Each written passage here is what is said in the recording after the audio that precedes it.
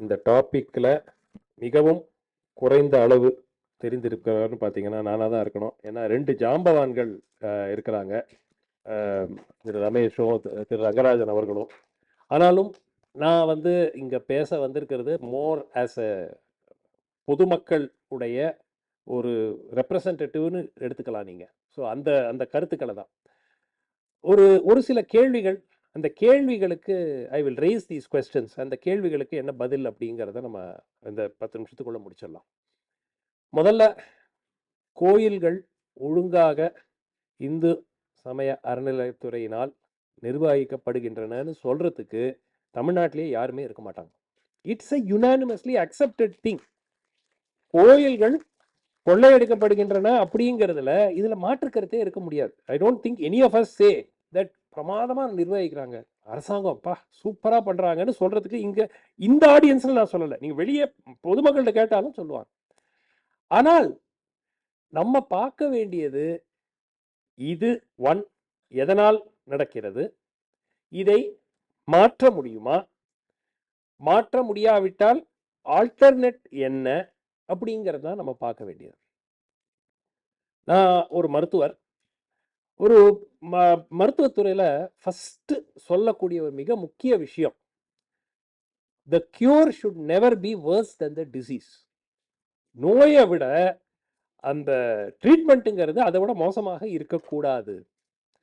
So நாம் இந்த விஷயத்தை நாம் விவாதம் செய்யும் போது இதை மனசுல நிச்சயமா வைத்துக் கொள்ள வேண்டும். அரசாங்கம் சரி, இப்போ இந்து அறநிலையத்துறையில ஒரு அளவில்லா ஊழல் நடந்து கொண்டிருக்கிறது.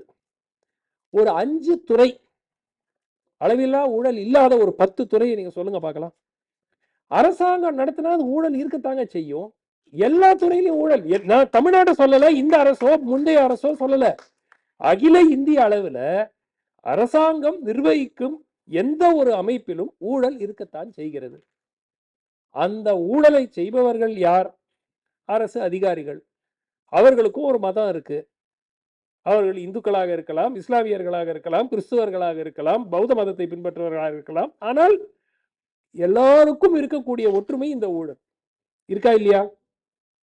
எதுக்காக நான் அந்த பாயிண்ட சொல்றேன் அப்படின்னு பாத்தீங்கன்னா, இந்த ரிஃபார்ம் அப்படின்னு நம்ம பேசுறோம். எல்லோருக்கும் திரு ரமேஷ் அவர்கள் சொன்ன ஸ்டாட்டிஸ்டிக்ஸ் எல்லாம் நம்ம ஐயோ இவ்வளவு கொள்ளடிக்கிறாங்களா அப்படிங்கிற அந்த அந்த ஃபீலிங்கை உருவாக்குது. ஆனால் அதனுடைய தீர்வு என்ன? ரெண்டாவது, ஒரு இந்து மதத்தை பொறுத்த வரைக்கும் ஒரு மிக பெரிய சிக்கல் எல்லா மதத்திலும் இருக்கு, அது நான் இல்லைன்னு சொல்லல. ஆனால் ஒற்றுமையின்மை, ஜாதி வேறுபாடுகள். ஸோ இதுல வந்து ஒரு ஆலயத்தை இந்த சமுதாயம் நடத்தணுமா, அந்த சமுதாயம் நடத்தணுமா, இவங்க கிட்ட கொடுக்கணுமா, அவங்க கிட்ட கொடுக்கணுமா, இதுவே நம்மளால எங்க ஊரான காஞ்சிபுரத்துல ஒவ்வொரு வருஷமும் WWF மாதிரி வடகலை சமுதாயத்திற்கும் தெங்கலை சமுதாயத்திற்கும் ஒரு சண்டை போட்டு வீடியோ போடுறாங்க, பார்த்திருக்கீங்களா எல்லாரும்? அந்த ஒரு சிறிய பிரச்சனையில் 200 ஆண்டுகளாக, இது வந்து இப்போ ஏதோ 10 வருஷமா நடக்கல, பிரிட்டிஷ் காலங்களுக்கு இருந்து நடந்து கொண்டிருக்கிறது. கோர்ட்லயே இருக்கு, 150 வருஷத்துக்கோ மேல, அதுக்கு மேல கோர்ட்ல இருக்கு. அதை தீர்த்து வைக்க முடியல. எதுக்கு சொல்றேன்னா, நான் அரசாங்கத்தின் மீது நான் ஒரு கையை இப்படி காட்டி, ஒரு விரலை காட்டி ஊழல் செய்கிறீர்கள் என்று காட்டும் போது நான் ஒழுங்கா இருக்கேனாங்கிறது 4 கை, எனக்கு 4 fingers are pointing back at me. அதை வந்து நான் I know that this is an unpopular opinion. ஆனால் நான் வந்து இங்க பாப்புலரா ஒப்பீனியன் சொல்லிட்டு போறதுக்காக வரல. எனக்கு என் மனதில் இருக்கக்கூடிய கருத்துக்கள், ஒன்று, அரசாங்கம் Hindu religious and charitable endowments, the department is looting the temples. மாற்று கருத்து இல்லை. சரியாக நிர்வகிக்கவில்லை, மாற்று கருத்து இல்லை. ஆனால் அதை மாற்றி அமைப்பதற்கு 2 வழி இருக்கு. ஒன்று, is it possible to effect reform? இந்த ஸ்ட்ரக்சருக்குள்ளேயே ஒரு மாற்றத்தை கொண்டு வருவதற்கு நம்மளால முடியுமா, முடியாதா? ஒன்று. மாற்றம் இந்த சிஸ்டம்குள்ள கொண்டு வர முடியல, இது கவர்மெண்ட் நடத்துற வரைக்கும் இப்படிதான் இருக்கும் அப்படின்னு ஒரு முடிவு வந்தால் அதை மாற்றி நிர்வகிக்கிறதுக்கு என்ன ஆல்டர்னேட் அரேஞ்ச்மெண்ட்ஸ்? நான் ஒரு விஷயம் மட்டும் நான் ஏத்துக்க மாட்டேங்க. அதாவது இந்த கோயில்கள் எல்லாம் சுத்து வட்டாரத்தில் இருக்கக்கூடிய மக்களிடையே கொடுக்கப்பட்டால் எல்லோரும் நேர்மையாக இந்த கோயில்களை நிர்வகிப்பாங்க நான் ஏத்துக்கவே மாட்டேங்க. எல்லா சமுதாயத்திலும் நல்லவர்கள் இருக்கிறார்கள், அயோக்கியர்களும் இருக்கிறார்கள். அண்ட் என்ன நடக்கும்னா திரு ரமேஷ் சொன்ன மாதிரி ஆயிரக்கணக்கான கோயில்களில் ஒருவேளை பூஜைக்கு கூட காசு இல்லை. அந்த கோவில்களுக்கு பிரச்சனை வராது, ஏன்னா யாருமே அது பக்கம் போக மாட்டாங்க. பணம் இருக்கக்கூடிய கோவில்களுக்கு போட்டி வரும். அரசியல்வாதிகள் இருக்கிறார்கள், அவர்களும் இந்துக்கள் தானே, பெரும்பாலானவர்கள் இந்துக்கள் தானே.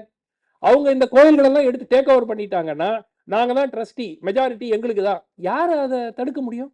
இப்ப நம்ம சொல்றோம் ஒரு கோவில்ல இந்த கோவில் ஒழுங்காக நிர்வகிக்கப்பட வேண்டும், அரசாங்கம் நிர்வகிக்கல, சரி, தனியார் ஒரு அமைப்பு, அந்த அமைப்புல ஒரு 4 ஆளுங்கட்சி, ஒரு 3 பேர் எதிர்கட்சி, வேற இன்னொரு கட்சி, ஒரு 10 பேர் வந்து டேக் ஓவர் பண்ணிடுறாங்க. உங்களாலேயோ என்னாலேயோ இங்க ஆடியன்ஸ் இருக்கக்கூடிய யாராலேயாவது எப்படி தடுக்க முடியும்? திருப்பி இதே நீதிமன்றம் தான், ரைட்டா? சோ நாம் பார்க்கக்கூடிய ஒவ்வொரு சொல்யூஷனும் is it practical, is it feasible? எந்த அமைப்பு, இப்ப நம்ம மத்த மதத்துக்கு நான் சிம்பிள் எக்ஸாம்பிள் சொல்றேன், அவங்களுடைய ஒரு ஸ்ட்ரக்சர், இது வந்து சரி தவறு என்ற வாதத்துக்கு நான் போல, ஒரு ஸ்ட்ரக்சர் இருக்கிறது.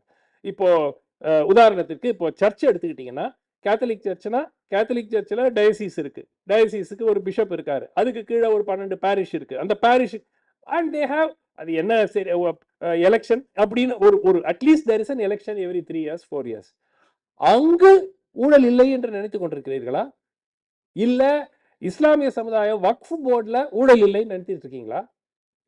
அனைத்து அமைப்புகளும் ஊழல். இப்போ போன வாரமோ ஒரு 3-4 வாரம் முன்னாடியோ 26 கோடி கொள்ளையடிக்கப்பட்டிருக்கிறதுன்னு ஏதோ ஒரு முன்னாள் பிஷப் மேல ஒரு கேஸ் போட்டிருக்காங்க அவங்க சர்ச் மக்களே. ஸோ எதுக்கு சொல்றேன் அப்படின்னாக்க, இதனுடைய இந்த பிரச்சனையுடைய தீர்வு என்று நாம் சிந்திக்கும் போது மிக முக்கியமாக பார்க்க வேண்டியது இந்த angle. Do we have the mechanism to administer these temples properly? நாளைக்கு அரசாங்கம் ஒரு வேளை வேணாங்க எல்லா கோயில்களையும் நாங்க கண்ட்ரோலை கொடுத்துடுறோம், ஒரு வேளை நடக்க போறது இல்லை செய்தால் யார்கிட்ட கொடுப்பீங்க? நாங்க ட்ரஸ்ட் ஃபார்ம் பண்ணுவோம், நாங்க நடத்துவோம். நல்ல மனிதர்கள் இருக்கிறார்கள், நல்ல மனிதர்கள் முதல்ல டேக் ஓவர் பண்ணுவாங்க.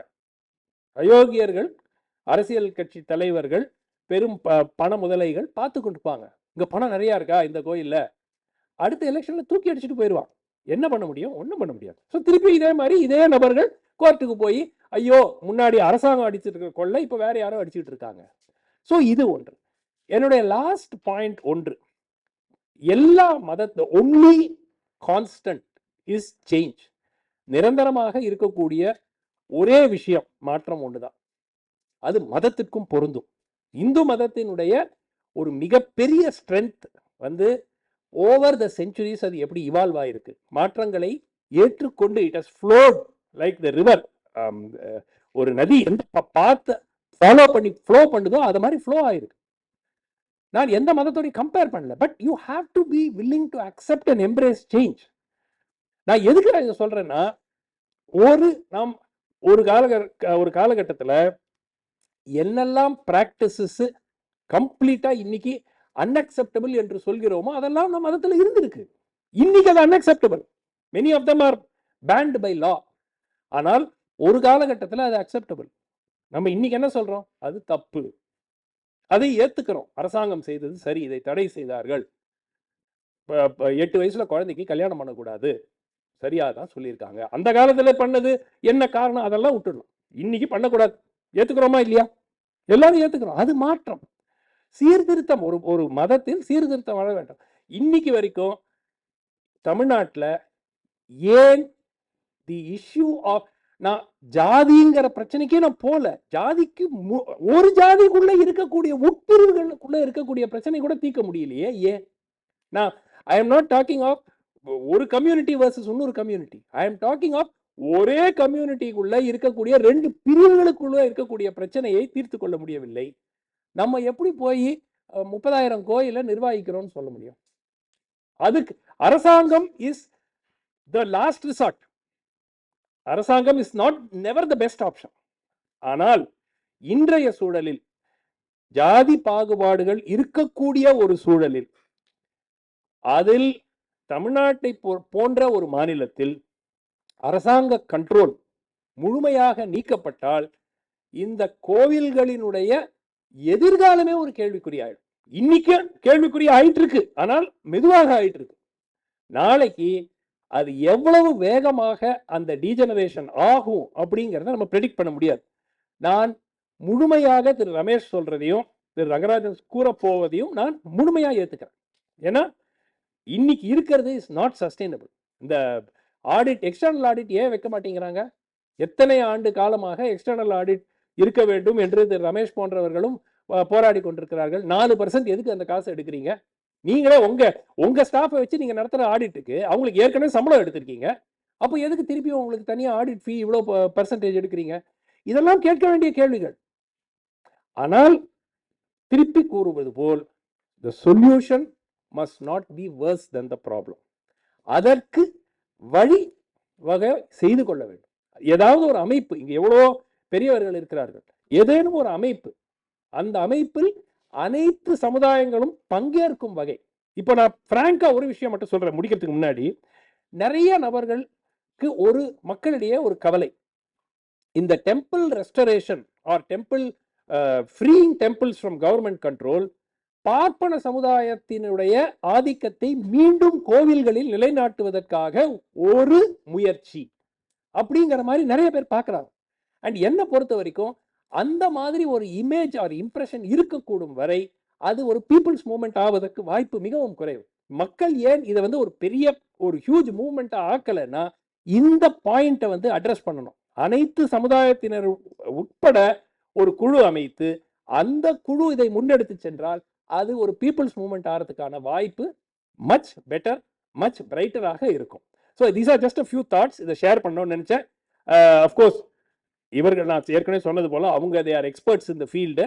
But what ever thoughts that I wanted to share, I am sharing it with you. I hope you will look at it in the right spirit. Thank you.